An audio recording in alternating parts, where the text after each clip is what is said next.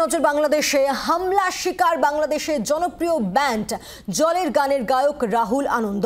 তার বাড়িতে হামলা চালানো হয়েছে। রাহুলের প্রায় ৩,০০০ বাদ্যযন্ত্র ভাঙচুর করা হয়েছে।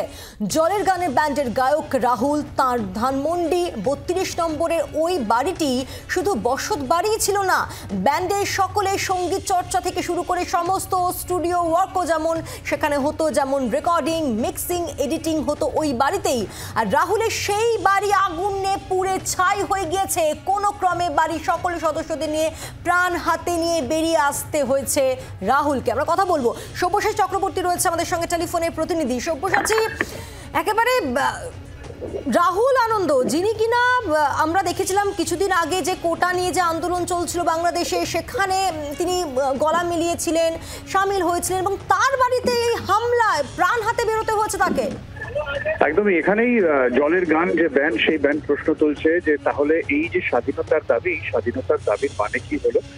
আমরা জানি ধানমন্ডি ৩২ যেখানে বঙ্গবন্ধুর বাড়ি ছিল, যেটা মিউজিয়াম ছিল, সেখানে আগুন দেওয়া হয়েছে। এই ধানমন্ডি ৩২-এই রাহুল আনন্দর এই বাড়ি ছিল এবং বাড়িটা প্রায় একটা সংগ্রহশালা বলা চলে, যেখানে প্রায় ৩,০০০-এর উপরে বাদ্যযন্ত্র এবং একেবারে দেশীয় কাঠ দিয়ে তৈরি, মানে পুরোপুরি বাংলাদেশেরই বলা চলে সেই বাদ্যযন্ত্রগুলো। সেখানে তারা গান নিয়ে এক্সপেরিমেন্ট করতেন, সেখানে গান করতেন। জলের গানের স্টুডিও ছিল ওটা বলা চলে, এবং যে কেউ সেখানে যেতে পারতেন। এবং কারা না সেখানে আসেননি, বহু নামী ব্যক্তিত্ব এসে, যেমনকি ফ্রান্সের প্রেসিডেন্ট ইমানুয়েল মাক্রন যখন বাংলাদেশে আসেন, সেখানেও তিনি প্রায় ঘন্টাখানেক কাটিয়ে গিয়েছিলেন। এইরকম একটা বাড়ি পুড়িয়ে দেওয়া হয় এবং রাহুল আনন্দ তার স্ত্রী পুত্রকে প্রায় এক কাপড়ে বের করে দেওয়া হয়। বের করে দেওয়ার পরে সেই বাড়িতে চলে অবাধে ভাঙচুর, লুটপাট এবং অগ্নিসংযোগ।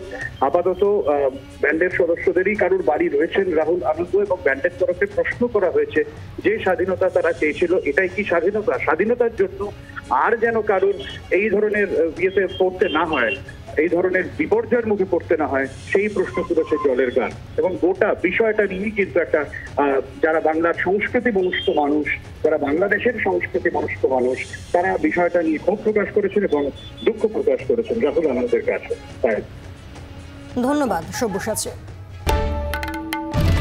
বাংলার আওয়াজ, বাঙালির আবেগ, জি 24 ঘন্টা।